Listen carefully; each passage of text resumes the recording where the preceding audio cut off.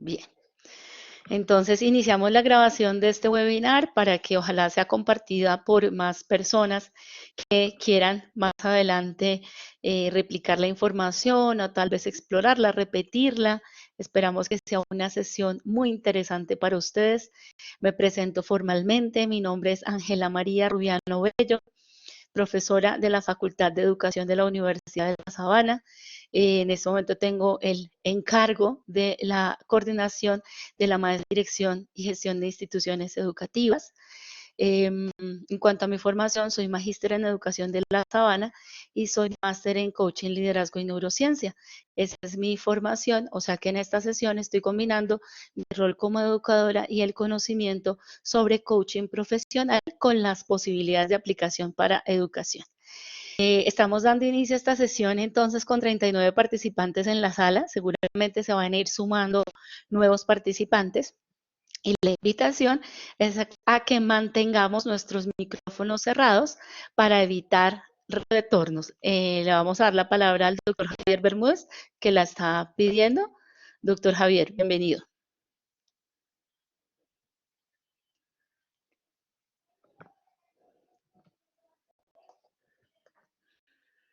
Javier, vamos a esperar. Ah, fue por error. Muy bien. Tranquilo que el coaching, para el doctor Javier, el coaching es justamente una metodología que permite hacer conciencia del error para generar aprendizaje y transformar lo que llamamos errores en aprendizaje. O sea que esto estaba preparado para que todos entendiéramos que el error lo podemos traducir en aprendizaje. Lo que pasa es que a veces vemos el error como fracaso y pues el error en el fondo no es más que una oportunidad para aprender. Justamente el coaching a veces es una de las metodologías que nos permite acercarnos a entender qué aprendimos de eso que supuestamente salió mal. Perfecto. Bien, entonces les estaba como poniendo en contexto las reglas, las normas para este webinar.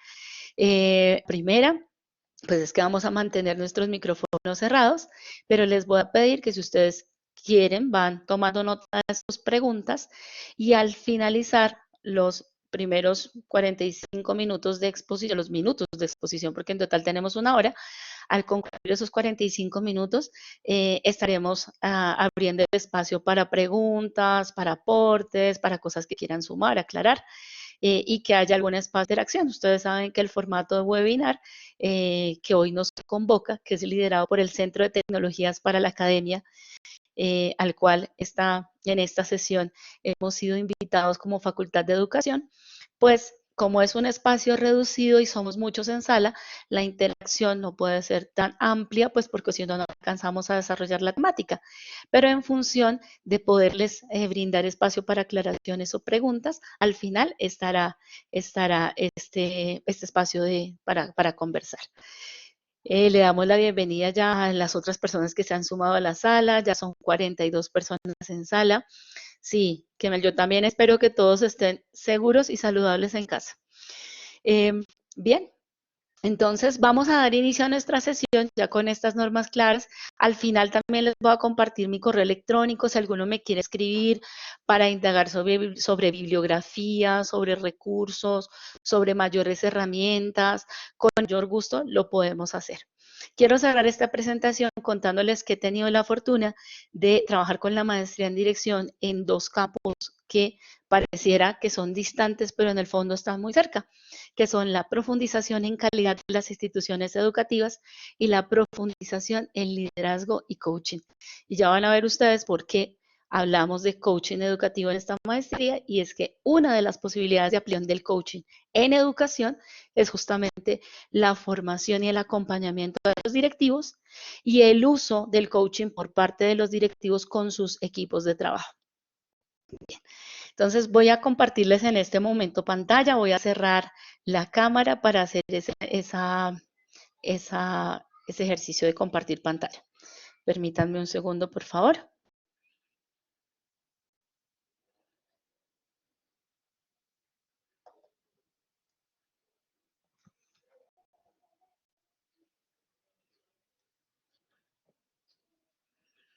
Bien, en este momento estamos dando inicio a compartir pantalla y tenemos con ustedes presentación, a partir de la cual los quiero guiar. Ah, se me olvidó algo supremamente importante, así que permítame, regreso un momento a la cámara para compartirles algo que me parece fundamental. Bien, y es en coaching, una de las cosas que hacemos, les pido que me permitan compartirles nuevamente el video. En coaching, una de las herramientas que usamos son los anclajes. Los anclajes son asociaciones neurolingüísticas que activan un camino sináptico o crean un nuevo camino sináptico. Hoy tal vez no alcanzamos a entrar en esa parte de la neurociencia aplicada al coaching, pero quiero que sepan que cada vez que evocamos una experiencia, en el fondo lo que la mente está haciendo al recordar o al evocar es volver a recorrer el mismo camino sináptico. Hoy pues quisiera que evoquemos un camino sináptico que yo sé que muchos de ustedes han trazado con este gesto, ya que todos tienen su cafecito, pero como ya empieza a hacer frío en Bogotá, en Chía, en los municipios donde tenemos personas que se están sobre webinar, pues podamos usar este anclaje. Este anclaje es así. Les pido que por favor en su casa lo hagan. Yo sé que los van a mirar como, ahora qué pasó, o sea, qué están haciendo allá.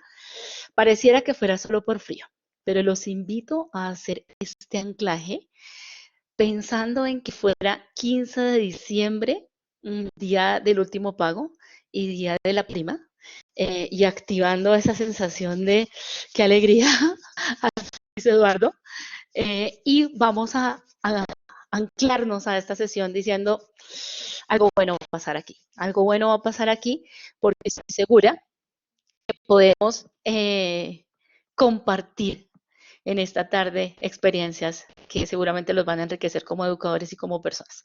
Estoy segurísimo que algo bueno va a pasar aquí.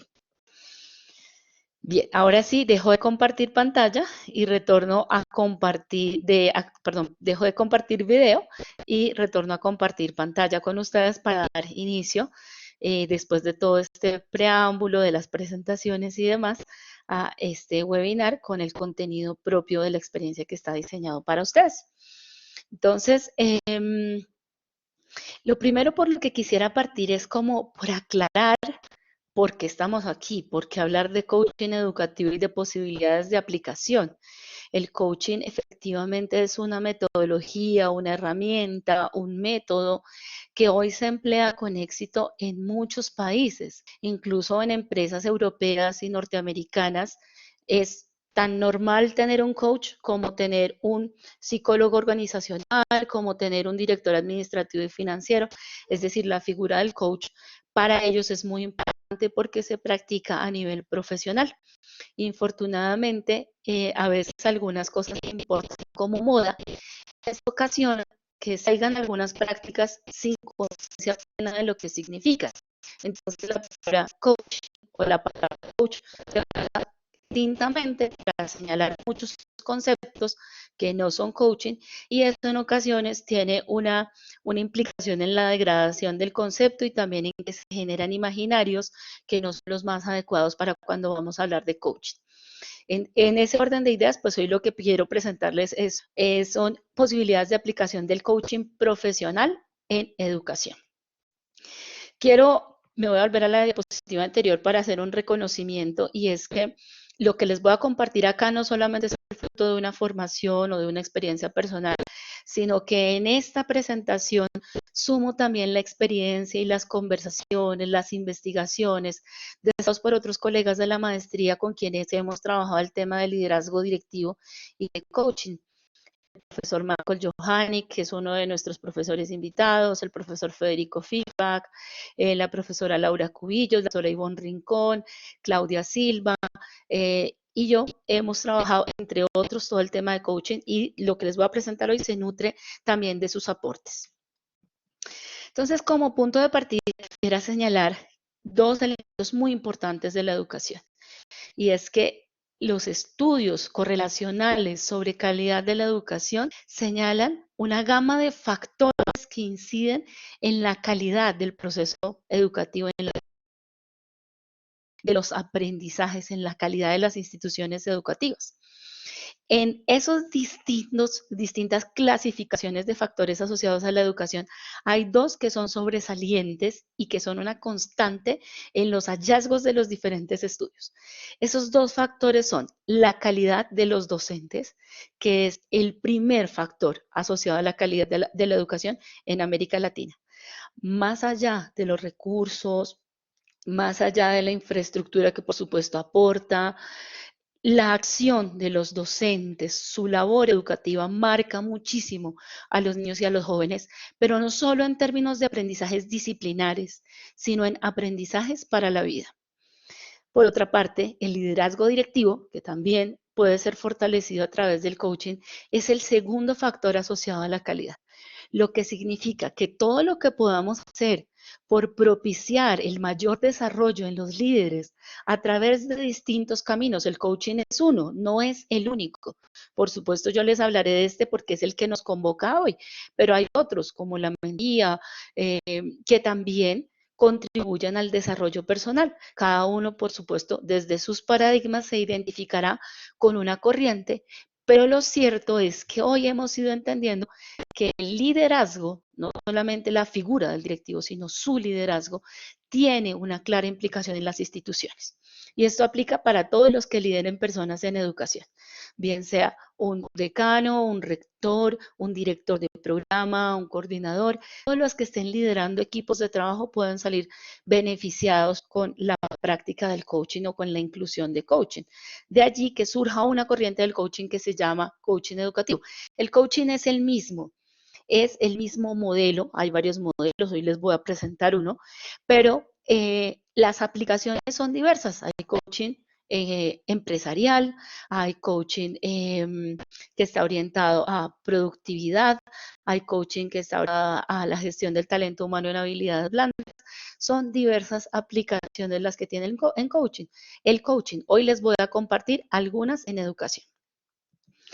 ¿Por qué importa este tema? Pues porque es el momento de preguntarnos si estamos educando para el aprendizaje o para el desarrollo personal. ¿Qué quiere decir esto? Si bien es cierto que los aprendizajes disciplinares son necesarios y son herramientas vitales para poder contribuir a la construcción de un proyecto de vida y de unas capacidades, bien sea profesionales, que permitan servir, donarse a los demás, pues también es cierto que el desarrollo personal es un concepto más amplio. Cuando estamos en una institución cuyo foco es el aprendizaje, posiblemente vamos a hacer muchas cosas para que los estudiantes aprendan mejor.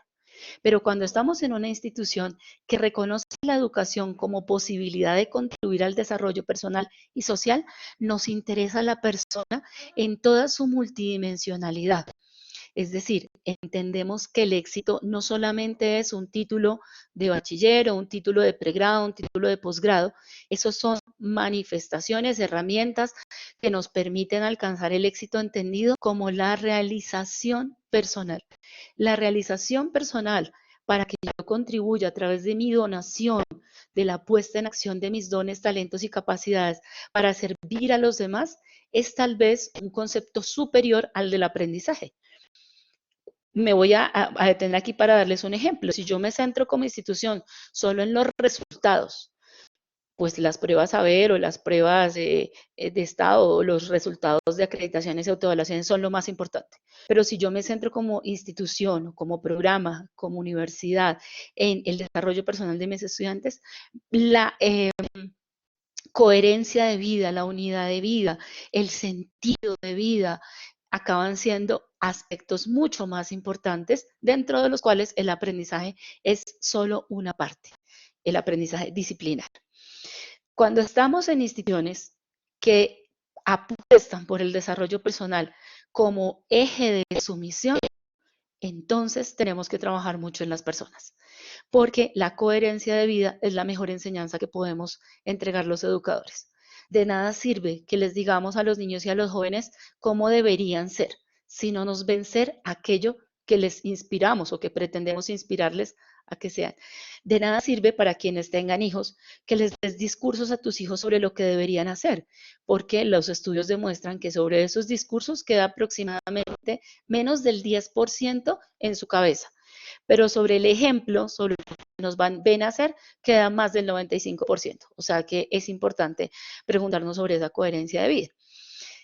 Y entender que esos aprendizajes para la vida son los más poderosos. Quisiera en este momento hacer un paréntesis para decir, el conocimiento disciplinar es fundamental, pero los dolores de la vida, de las vicisitudes, de los retos profundos, cuando la vida a veces duele, porque a veces también experimentamos dolor en la vida, nos levantamos con aprendizajes de vida, nos levantamos con habilidades para vivir. No nos podemos levantar de ese dolor profundo con matemáticas, sociales o ciencias. Esas pueden ser herramientas, pero sin duda para reinventarnos, para reconstruirnos, para desarrollar nosotros nuevas capacidades cuando tenemos un reto, necesitamos algo más que aprendizaje disciplinar.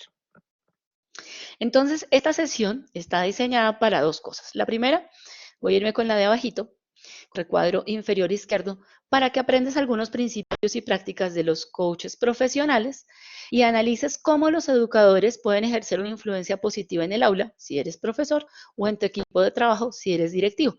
Por supuesto, en tanto está la limitación del tiempo, y este pues no es un curso completo o un seminario, pues hoy lo que voy a hacer es aproximarte a ese conocimiento para que al menos salgas de esta sesión con la claridad de qué es coaching educativo y para qué se usa en educación, y que ojalá sea el punto de partida para que te intereses en conocer mucho más de esa herramienta. En ese orden de ideas, el propósito es que tomes conciencia de en qué consiste el coaching, que pasemos de la noción de coaching, porque a veces como lo hemos oído mucho, pues tenemos la noción de qué es coaching, pero no necesariamente tenemos claridad en el concepto. Lo siguiente, que tomes conciencia de qué impacto puede tener en ti y en los demás el coaching. Este aspecto es bien importante. De hecho, les comparto que, por ejemplo, en el Instituto de la Familia se emplean herramientas de coaching de equipos para el trabajo con familias. Por ejemplo, en varias de las instituciones que trabajan educación personalizada, como ASPAEN, el coaching o la herramienta del coaching se emplea para potenciar el desarrollo de niños y niñas y también de los profesores. También quiero que a través de esta sesión puedas conocer algunas herramientas que usa un coach profesional. Específicamente vamos a hacer énfasis hoy en una herramienta, que son las conversaciones poderosas. Y lo último, ¿cuáles competencias del coaching son aplicables a la educación? Hay una federación que es la que regula toda práctica profesional del coaching, que es la Federación Internacional de Coaching, y pues ella ha establecido unas competencias que son las que rigen toda la práctica del coaching. Por tanto, en esta sesión, pues no pretendo, sería una pretensión demasiado abarcante, que tú te conviertas en un experto en coaching. Pero sí es mi intención que comprendas el maravilloso potencial de esta herramienta en educación. Dos ideas para comenzar. Entonces, ¿cuáles son esas dos ideas? La primera, que los mayores retos relacionales que experimentamos los docentes y directivos son adaptativos.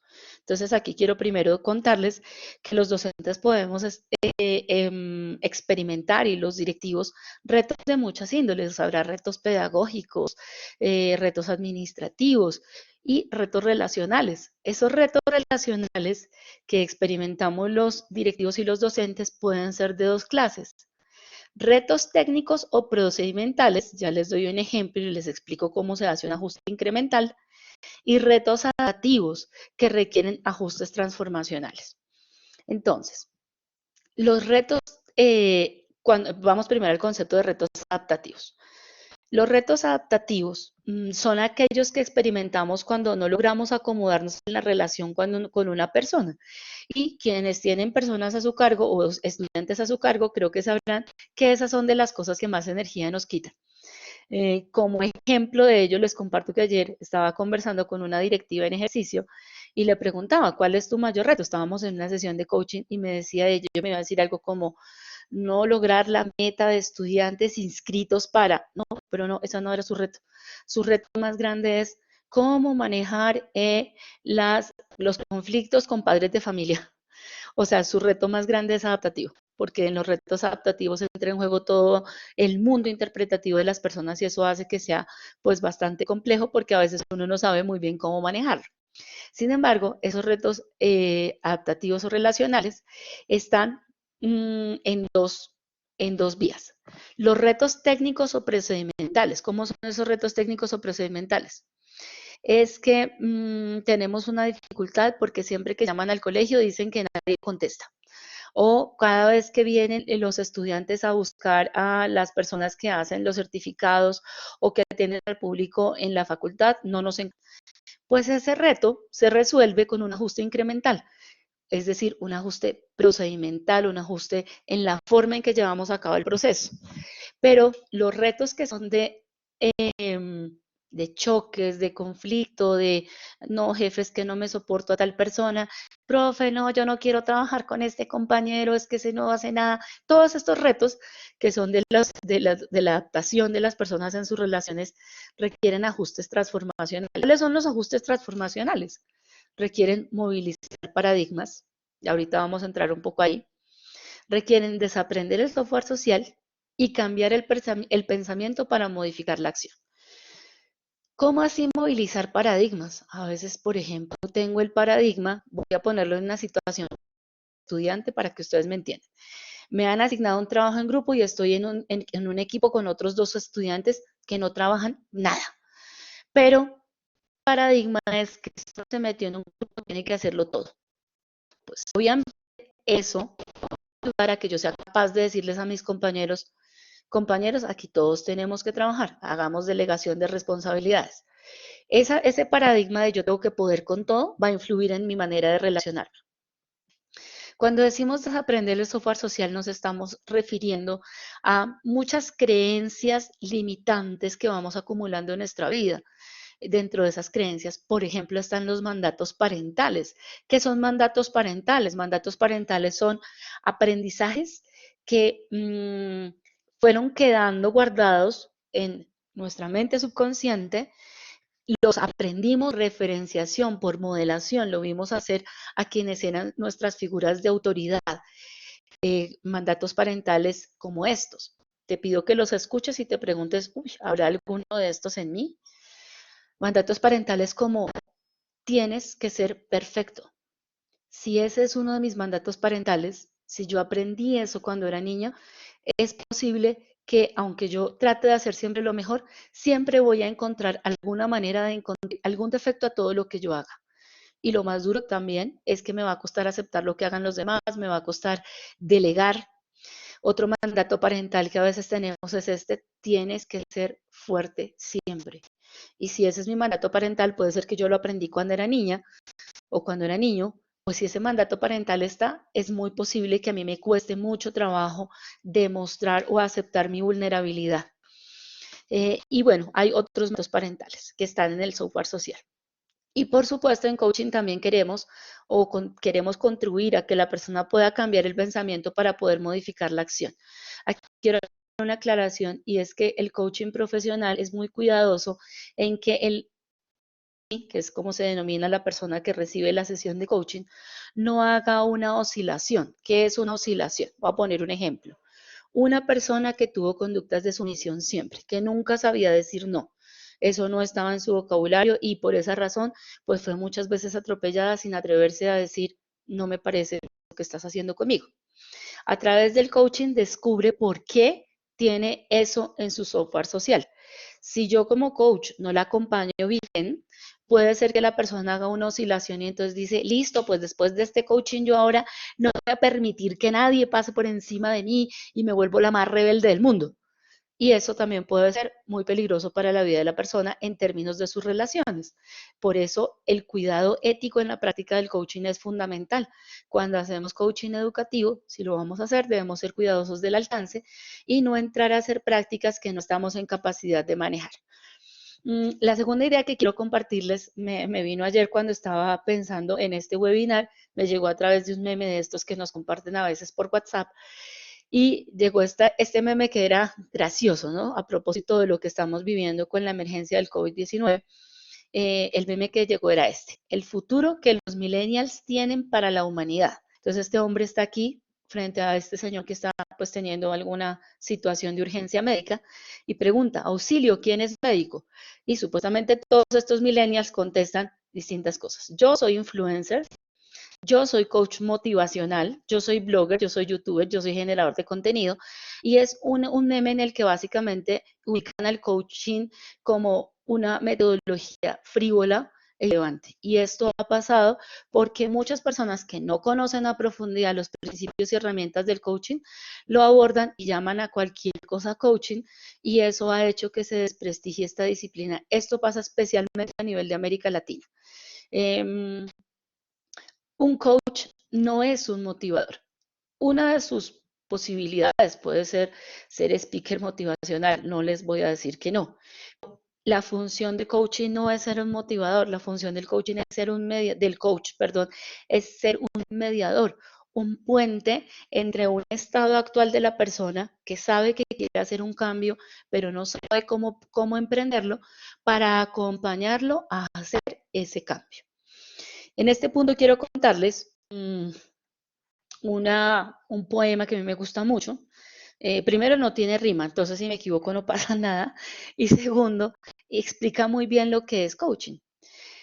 Es así, autobiografía en 5 capítulos. Capítulo 1, voy por una calle, hay un hoyo en la acera, caigo en él, es oscuro, tengo miedo, no sé cómo salir de este lugar. Capítulo 2, voy por una calle, hay un hoyo en la acera, caigo en él. Ok, ya había estado en este lugar, pero esto no es culpa mía. Tercer capítulo, voy por una calle, hay un hoyo en la acera, caigo en él. Ok, ahora lo veo, es un hábito. Sé cómo salir de aquí y salgo de inmediato. Cuarto capítulo, voy por una calle, hay un hoyo en la acera, paso por un lado. Quinto capítulo, voy por otra calle.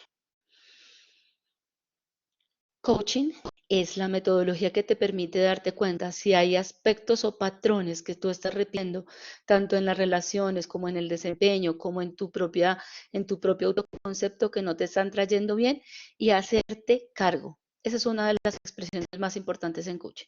Hacerse cargo del cambio. Ser consciente que tú, a través del ejercicio de tu voluntad y tu razón, puedes tomar decisiones para liderar tu propia vida y mover a otro estado a través del cambio en el pensamiento, a través del cambio o del desaprendizaje. Esto sería usar la capacidad adaptativa del cerebro, la plasticidad cerebral para aprender nuevas cosas de la vida. Supongamos que yo aprendí que si no me tomo un tinto en la mañana no soy feliz. A propósito de este cafecito virtual que nos estamos tomando.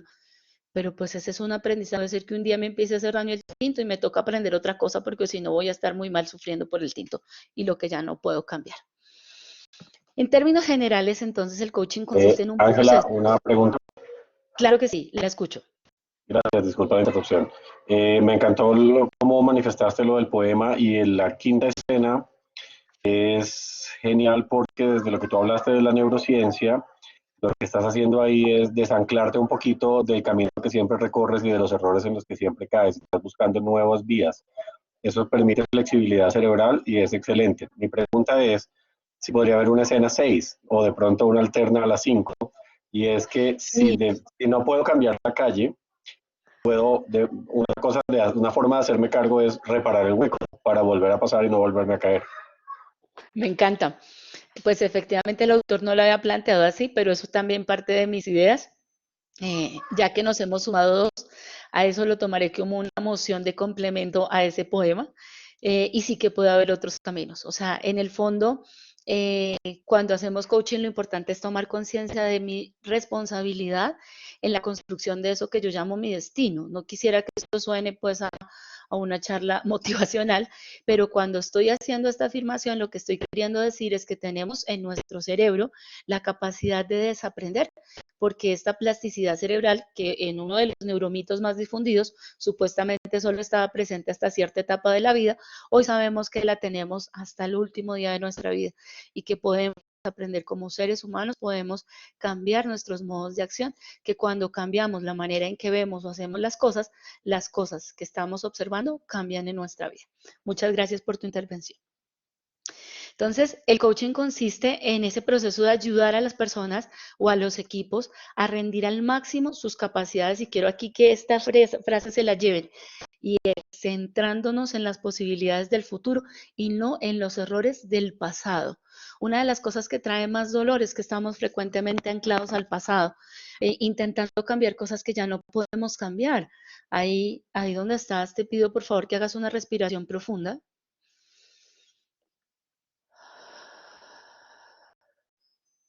Y te das cuenta lo que hay en este momento, que entres en un estado de aceptación por lo que hay y por la forma del presente.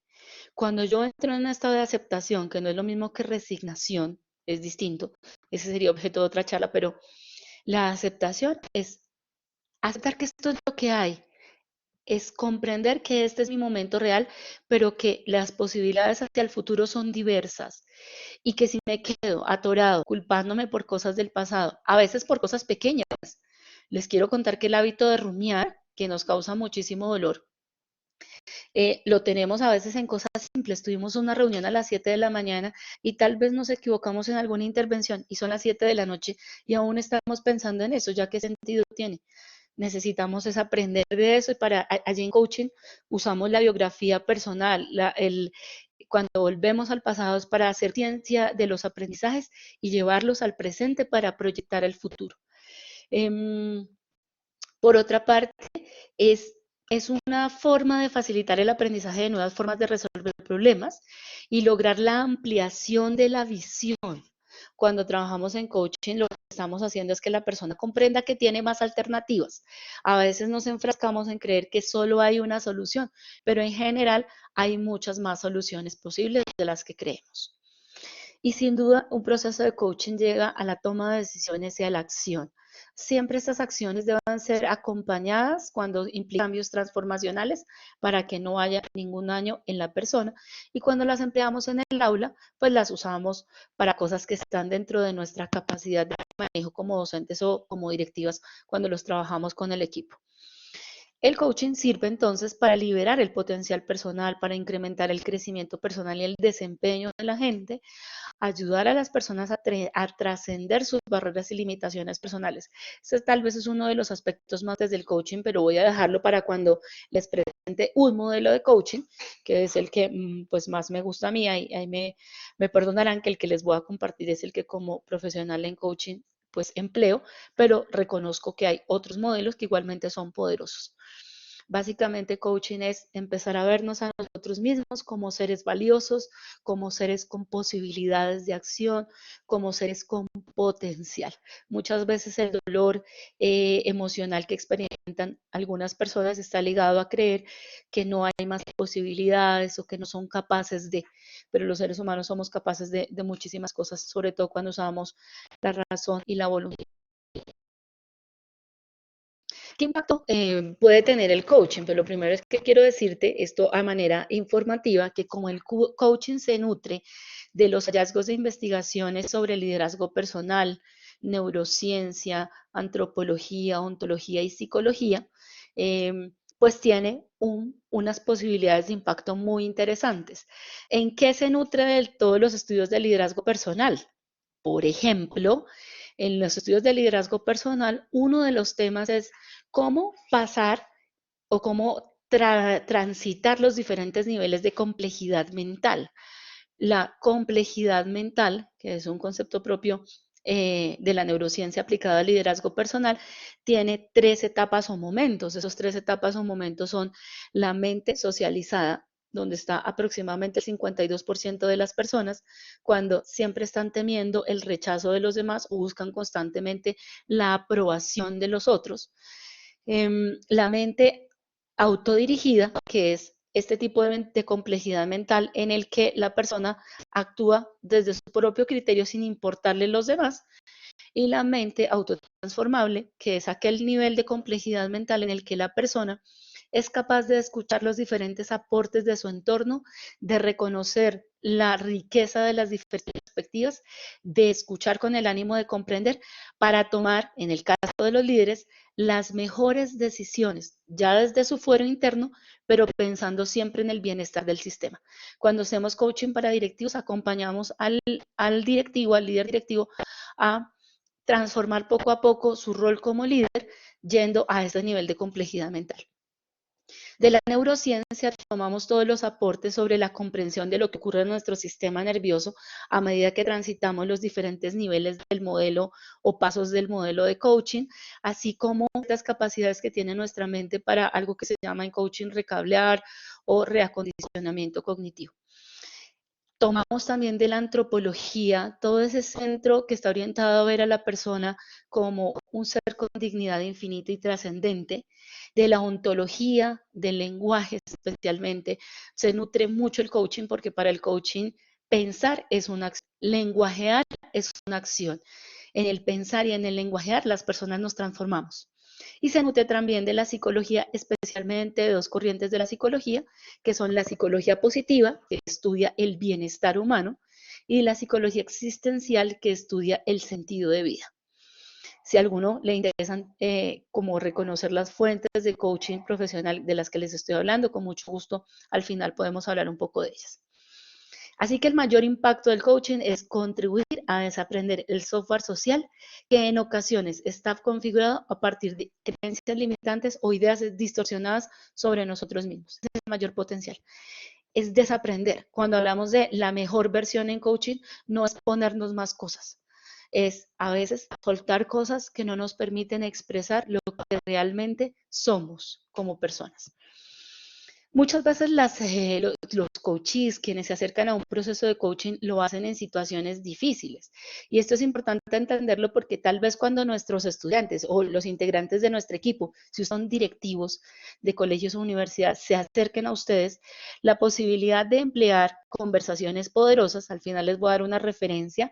Si este tema les gustó, quisiera compartirles un libro que es muy poderoso para aprender a desarrollar conversaciones de crecimiento que estimulen la mentalidad de crecimiento en el equipo y en los docentes, pues muchas veces ese acercamiento se produce en situaciones difíciles.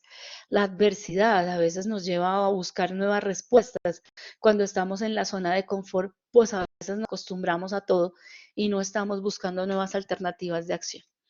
Entonces, quiero presentarles a continuación un modelo de coaching. Este es el modelo de 8 High University de la Universidad de California, de la Escuela de Desarrollo Personal, más reconozco que hay otros. Este es el que, a mi criterio, reúne unos de los mejores elementos de las corrientes que les acabo de mencionar o de las disciplinas que les acabo de mencionar, psicología positiva, neurociencia, ontología, antropología. En este modelo tenemos 4 momentos. Estos 4 momentos son los que orientan una conversación poderosa en o un ejercicio o una práctica de coaching. Para que algo se llame coaching, tiene que pasar por estos 4 momentos. Esos 4 momentos, ¿en qué consisten? El primero, piensa en una conversación. Si eres profesor, piensa en una conversación con uno de tus estudiantes. Si eres directivo, piensa en una conversación con uno de los profesores a tu cargo o de las personas que están a tu cargo. Y para que vayas recordando el modelo de mi mano usando estos 4 momentos. El primer momento en el modelo de coaching son las aspiraciones. Es decir, conectar a la persona. Cada vez que yo tengo una persona con la que estoy hablando, teniendo una conversación, podría sentarme solo en su desempeño. Y puede ser que si se está desempeñando mal como estudiante o como docente, yo me centre en señalar lo que está mal. Pero yo podría usar una conversación poderosa de coaching para centrarme en el potencial hacia el futuro, envolver eso que está mal, una oportunidad de cambio hacia el futuro. Entonces, preguntas que se suelen usar aquí son más, obviamente yo aquí he puesto algunas como ejemplo, son de esta naturaleza. ¿Cómo quisieras verte tú? Imagina a tu profesor, a tu colaborador o a tu estudiante con respecto a. Vamos a poner un ejemplo para darle como vida al modelo y es, imaginemos a un jefe, a un líder, a un directivo conversando con uno de sus profesores o colaboradores administrativos. Y este colaborador ha tenido muchos problemas porque siempre se pelea con los demás. Hay especialmente algunas personas con las que nunca se lleva bien. Entonces, una de las preguntas podría ser, ¿cómo quisieras verte con respecto a esta relación? Puede ser que la persona te responda algo como tranquila, como menos reactiva, como más propositiva. En general, las preguntas de coaching entran como un choque, por eso se llaman preguntas poderosas, que hace como que el sistema nervioso se detenga un momento y diga, ¿cómo? ¿Qué es esta pregunta? O sea, son preguntas que tienen una estructura muy profunda. ¿Qué esperas conseguir con este proceso? Yo soy tu jefe, te voy a acompañar en este proceso. ¿Tú qué quisieras conseguir haciendo este proceso, haciendo este trabajo que vamos a hacer para que tú estés mejor con tal persona? ¿Por qué? Porque es que eso nos permite vincular a la persona con la que estamos trabajando, cuando lo hace un coach profesional, vincular al coachee con esa aspiración más profunda. De pronto a veces lo que es conseguir al final del proceso es tranquilidad, es experimentar que es una persona más resiliente, experimentar mayor capacidad de perdón. Generalmente son aspiraciones universales, de allí que la antropología nos nutra mucho en coaching. Un segundo momento es la identificación de realidades y esta figura que usé para representar el modelo no es gratuita.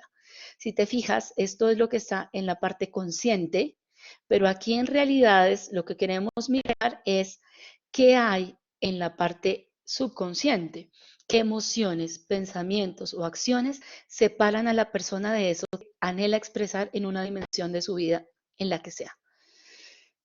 A veces lo que nos está separando de eso que queremos lograr no es algo real, es algo que está en nuestra mente, son limitaciones o ideas que nosotros mismos tenemos. A veces lo que nos separa del cambio del punto 1 al punto 4, que está por acá, del punto inicial al no son acciones, sino pensamientos, cosas que tenemos en nuestra cabeza y que no nos dejan avanzar hacia un estado diferente. Por eso allí queremos indagar, esto se hace a través, cuando se hace en coaching profesional, se usan distintas técnicas proyectivas. Aquí quiero hacer una aclaración importante y es, el coaching no pretende de ninguna manera reemplazar a la psicología, ni quitar su papel predominante en el cuidado de la salud emocional, de la salud mental, de ninguna manera. De hecho, quien acude a las sesiones de coaching en realidad no está padeciendo un trastorno emocional, porque en ese caso, pues uno como coach lo refiere a... pues al profesional que corresponda, sino que es una persona que está atravesando un reto personal y quiere avanzar. Sin embargo, necesitamos identificar en el fondo cuáles son las emociones, pensamientos o acciones que lo están separando de eso que anhela expresar en su vida. El tercer paso son las alternativas, es decir, qué opciones tiene la persona para generar ese cambio. Si no tuviera miedo a, por aquí puse esta rayita para empezar, que a veces lo que encontramos en las realidades es que la persona tiene miedo al fracaso, que la persona tiene miedo a perder, que la persona tiene miedo a equivocarse, pero a veces si no tuviera ese miedo sería capaz de hacer muchas más cosas o haría las mismas con menos miedo. El miedo al fracaso, el miedo a equivocarnos, que está relacionado con esa mente socializada, en el fondo a veces nos detiene mucho. Y en coaching, uno de los principios es que cuando tú haces consciente a la persona de ese pensamiento, esa persona puede tomar una alternativa diferente. Un camino, un capítulo 5 o 6, como nos mencionaba nuestro participante. El último momento del modelo de coaching es el de acciones y compromisos, a qué quieres comprometerte, por cuál alternativa quieres empezar, qué cambio querrías o estás dispuesto a hacer en este momento, cómo podrías emprenderlo, en cuánto tiempo, cómo lo vas a hacer.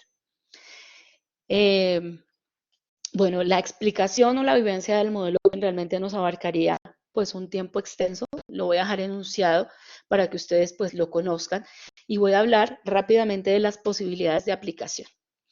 3 posibilidades de aplicación en educación. La primera, la promoción, la formación y promoción del liderazgo personal y del liderazgo distribuido en los directivos. Es decir, ¿qué es liderazgo distribuido? Es un estilo de liderazgo en el cual yo soy capaz de delegar y empoderar a mis colaboradores. Pero resulta que si en mi software social está la idea limitante de que yo no puedo pedir ayuda porque van a pensar que soy débil, pues eso va a dificultar que yo tenga un liderazgo distribuido. Si dentro de mi software social está la idea de no puedo equivocarme o no puedo fallar, noticias, sí podemos fallar. Y de hecho fallamos muchas veces en la vida. Pero si eso está ahí, va a ser difícil que yo admita perder mi autoridad.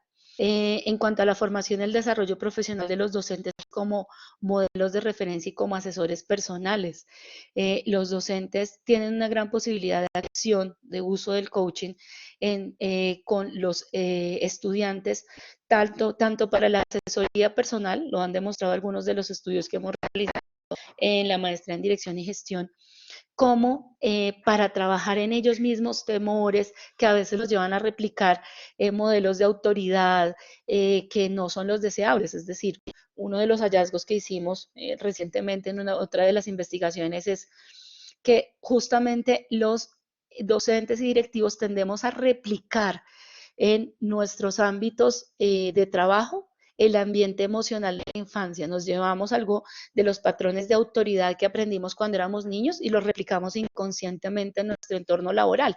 Y esto es demasiado importante cuando entendemos que esas prácticas de autoridad o de poder a veces pueden no ser las mejores. Y por otra parte, cuando entendemos que la autogestión emocional que pues requieren los directivos y los docentes es de fundamental importancia, no solamente para que ellos estén bien, sino porque es que cuando la autogestión emocional no se ha trabajado, a veces eso tiene un impacto fuerte en el clima organizacional. Es decir, lo que señalan los estudios es que el estado emocional de un directivo o de un profesor tiene incidencia en el clima del aula o de la organización. De allí que una de las cosas que quiera compartirles para cerrar esta parte es un tránsito para comprender esos modelos o momentos, etapas de la autoridad o del poder. Existe poder que es el poder de recompensa. Quien ejerce este poder puede castigar o sancionar al otro. Ay, perdón que aquí se me saltó esta diapositiva. Este era al contrario, les pido que me disculpen porque era sanción primero. El poder de sanción es aquel que usa la persona cuando puede castigar a otro cuando no cumple lo que yo quiero. Por eso que yo quiero algo loable. Mientras que el poder de recompensa, cuando ejerce ese poder, puedo premiar a otro por la conducta esperada.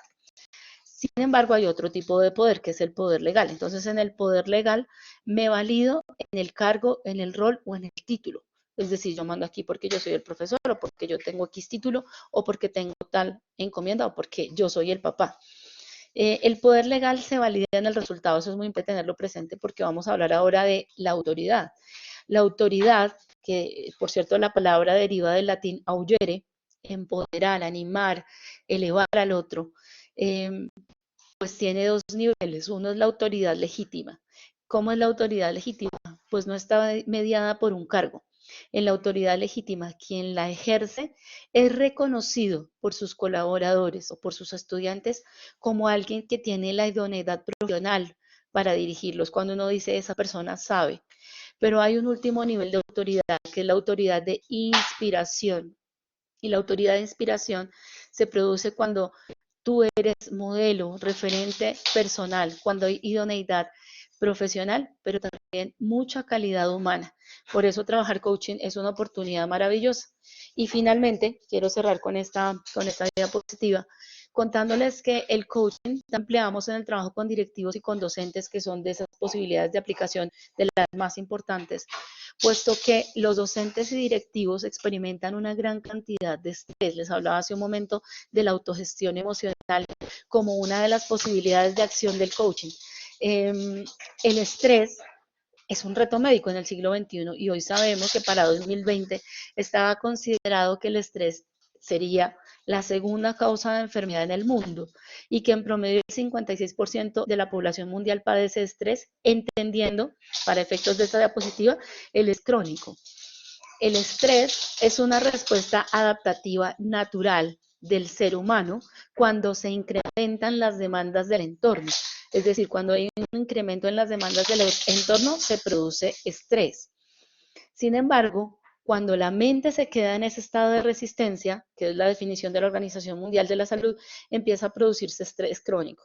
Quiero contarles que en docentes y directivos el estrés es uno de los mayores causantes de los retos adaptativos o relacionales, porque cambia la manera en que nos comportamos cuando estamos bajo situaciones de estrés.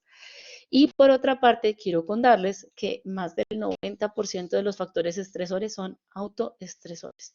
¿Qué quiere decir eso? Que son cosas que nos hacemos a nosotros con ese software social, nuestros pensamientos, nuestras creencias limitantes, nuestros supuestos maestros, los mandatos parentales, que no nos permiten expresar el líder que podemos ser. Entonces vamos a hacer el cierre hasta acá para contarles, hay más posibilidades de aplicación, pero vamos a como a ser conscientes de esas tres. La posibilidad de trabajar con líderes directivos para potenciar su liderazgo personal y su liderazgo distribuido, la posibilidad de que los docentes lo empleen en las aulas, así como de que los directivos trabajen formación de docentes a partir del coaching, y una aplicación que no enuncié en la diapositiva, que son las escuelas de padres basados en coaching de equipos, que es otra posibilidad de aplicación. En este momento voy a dar paso a las preguntas para que quienes quieran expresarlas a través del chat puedan hacerlo. Voy a regresar para compartir cámara con ustedes. Permítanme un segundo. En este momento ya estoy compartiendo con ustedes cámara. Entonces, bueno, tenemos aquí varias preguntas o interacciones. Les pido entonces que me permitan un momento, me vuelvo hasta donde estaba. Bien. Entonces, Hola, ya, mientras revisas eso, ¿te puedo preguntar algo verbalmente? claro que sí, por supuesto. Y te habla Kemel Godme, profesor de medicina. Vi Kemel, en ¿cómo las estás? Bien, gracias. Vi en las aplicaciones del coaching, claramente uno de liderazgo, otro de desarrollo docente y la tercera fue aplicaciones en el aula.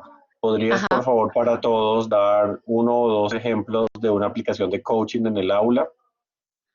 Sí, me parece muy valioso eso que me estás preguntando. Bien, en el aula el coaching tiene varias aplicaciones que podemos usar los educadores. Entre esas aplicaciones está el acompañamiento al desarrollo emocional de nuestros estudiantes. Muchas veces los jóvenes no logran aquello que nosotros esperamos porque tienen conflictos emocionales que no son de la índole de aquellos que requieren pues un tratamiento psicológico. Pero hoy hay un concepto que se llama el rol de docente coach. ¿Qué es un rol de docente coach? No de un motivador de sí, muchachos, todo se puede. No, es un docente que entiende que la capacidad de escucha es a veces el mejor regalo que podemos darle a un estudiante, que escuchar es comprender y que muchas veces lo que ellos necesitan es una posibilidad de escucha. Es básicamente una aplicación en la cual desarrollamos conversaciones poderosas para acompañar a nuestros estudiantes a transitar por algunos retos que están pues atravesando. Es usar nuestra capacidad como profesores para crear momentos extraordinarios para la transformación de los alumnos. Eso se hace cuando yo desarrollo empatía, cuando desarrollo capacidad de escucha, cuando uso preguntas poderosas con mis estudiantes. Por ejemplo, frente a una evaluación, yo podría incluir una pregunta de coaching y es, ¿qué aprendiste a través de esta experiencia, de la experiencia que te llevó a esta nota? No se trata solo de aconsejarles. Digamos que una de las aplicaciones en el aula es evitar un poco los debería e ir más al tú qué crees que podrías hacer. La oposición al tú deberías hacer, eso también es una aplicación para directivos que conversan con sus profesores. El tú deberías entraña un juicio. Cuando estamos haciendo coaching, procuramos que las soluciones emerjan de la propia persona, porque es él quien conoce desde su realidad y sus posibilidades lo que podría llegar a ser. En el libro de John Whitmore, que les voy a compartir al final la bibliografía, el coaching, el arte de avivar las brasas del equipo, de mejorar el desempeño de las personas, de John Whitmore, uno encuentra numerosas aplicaciones de cómo el directivo puede sostener conversaciones poderosas con su equipo en reuniones o a nivel personal para ayudarle a la persona a que a veces venza miedos o limitaciones o se atreva a hacer cambios en la manera en que ejerce su rol, cuando pierde el miedo a proponer, cuando pierde el miedo a opinar y se siente escuchado. En relación, por ejemplo, con las aplicaciones que tiene para la formación de profesores, te comparto una experiencia y es que el año pasado tuve tuve la posibilidad de acompañar a 4 colegios a lo largo o en un programa de formación a lo largo de 1 año y medio, un programa de formación para maestros a partir de estrategias y herramientas de coaching de equipos que estaban orientadas al fortalecimiento de habilidades blandas que hoy sabemos que en las empresas se necesitan y por qué no en educación. En educación también necesitamos muchísimas habilidades blandas y en ocasiones se ha privilegiado, entiendo la razón, lo pedagógico sobre esas habilidades y hoy sabemos que son muy necesarias. Bien, vuelvo nuevamente al chat. Bien, perdón que voy a devolverme un poco. La referencia del modelo, lo pregunta Gina. Este modelo es el modelo de 8 High. Si quieres, Gina, con mucho gusto me puedes escribir a angelarube@unisabana.edu.co. Perdón que voy a compartir la pantalla para que podamos, un segundo, permítame un segundo. Ya, listo, ya. En este momento ya me pueden estar observando para que podamos compartirles o pueda compartirles un poco más de las preguntas que se llevan a cabo en cada una de las fases o etapas del modelo. Vamos a ir con otra pregunta. El nombre del libro, sí. El libro de John Whitmore se llama Coaching, el método para fortalecer o para favorecer el desempeño de las personas. Y hay también algunos otros autores como Stephen Covey que en el libro de los 7 hábitos para las personas altamente efectivas nos plantean algunos elementos que se suman a todo el desarrollo de coaching. Jessica nos pregunta si les puedo ampliar sobre el impacto del coaching en psicología positiva y existencial. Como más bien, transformo un poquito la pregunta y es que la psicología positiva, cuyo padre es Martin Seligman, por supuesto, Paola, ya les escribo las referencias por aquí. La psicología positiva, cuyo padre es Martin Seligman y que se nutre de más o menos 18 años de investigación de la Universidad de Harvard, Yale y Stanford, y que tiene publicaciones como Florecer. Es uno de los últimos libros donde se plantea la teoría del bienestar, indaga sobre las posibilidades que tienen las personas para desarrollar un bienestar integral. Esos estudios, todo lo que nutre la psicología positiva, también se emplean en coaching para las conversaciones poderosas o para las sesiones de coaching de equipos. En cuanto a la psicología existencial, cuyo padre es Viktor Frankl, tal vez ahí les puedo recomendar el libro El hombre en busca de sentido.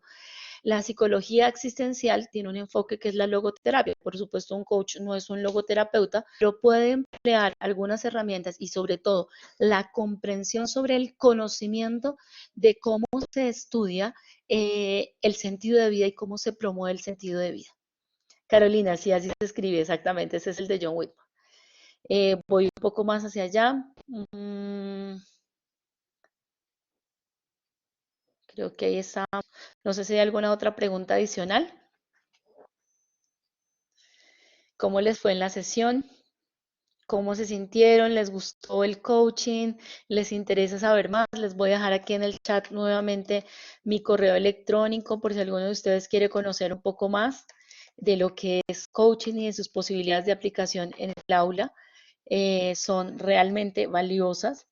Sí, el libro de conversaciones poderosas, en el de John Whitmore vas a encontrar muchísimas posibilidades de cómo desarrollar conversaciones efectivas, conversaciones poderosas, desarrollar la capacidad de escucha. Cada vez que nosotros estamos aproximándonos al coaching, en el fondo estamos acercándonos a una herramienta que bien utilizada en educación puede contribuir a que nuestros estudiantes desplieguen más su potencial. Un participante indagaba hace un momento si hay alguna posibilidad de aplicación del coaching en una clase de matemáticas.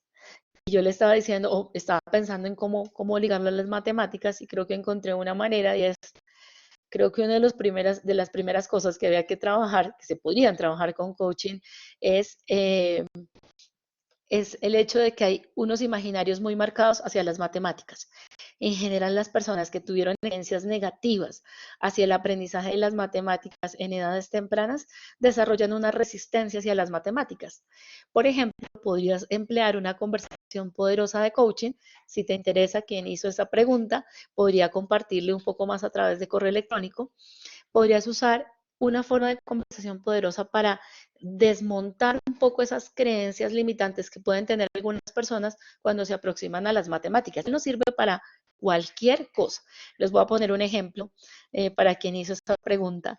Por ejemplo, cuando yo era niña, en alguna ocasión tenía más o menos unos 7 años y entra la profesora de danzas al salón y pregunta, ¿quiénes quieren participar en el baile del Día de la Familia? Muchos empezaron a levantar la mano, yo también la levanté y la profesora miraba a todas partes y dice, falta una niña. Yo dije, yo, y me dijo, delante de todos los niños, tú no, porque tú siempre te equivocas cuando estás bailando y no quiero que dañes el baile del Día de la Familia. Ese hecho marcó muchísimo mi relación con la danza a lo largo de mi vida. Les quiero contar que quitarme esa creencia limitante, lo que generó esa creencia limitante, me llevó años. Yo detestaba bailar, detestaba bailar. En ese orden de ideas, el proceso de coaching que hice en algún punto cuando me aproximé la primera vez al coaching, me ayudó a darme cuenta que a mí no me gustaba el baile, pero no porque el baile fuera feo. De hecho, me encanta la música. Lo que ocurrió es que una experiencia pasada se había vuelto una idea limitante en mi cabeza diciéndome cada vez que intentaba bailar, te vas a equivocar. Pero cuando entendí que ese había sido un aprendizaje de la infancia, pude empezar a trabajar para resignificar, para cambiar ese pensamiento, para entender que eso pasó en mi infancia y que ya no me podía seguir definiendo y que podía hacer un cambio, por supuesto siguiendo todo un modelo. Bien, pues muchas gracias a ustedes, siendo las 7:01 de la noche. Entonces damos por cerrado este webinar. Espero que para ustedes también haya sido pues interesante y los despido ya con el segundo cafecito de la noche. A su salud. No dice uno a su salud cuando toma café, pero bien vale decir a su salud. Les deseo bienestar para ustedes y para sus familias. En este momento voy a hacer el cierre, finalización de la grabación.